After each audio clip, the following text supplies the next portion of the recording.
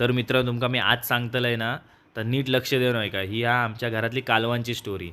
4-5 दिवसांपूर्वी ना मी कालवा घेतलेलं आहे आणि तेव्हा खेकडे पण घेतलेलं आहे आणि त्या दिवशी बायकोने एवढे चविष्ट खेकडे बनवलेले ना, मी विसरानच गेलोय की कालवा खाऊयात आणि माझ्या समोर जेव्हा ही कालवा येईली ना, तेव्हा ही शिरगावात होती. तर बायकोक विचारलं, "जामसंडची कालवा शिरगावात कशी येईली?" तर बायको म्हणतात, "नाही, मी माझ्या आवशीक घेऊन इलोय म्हणून.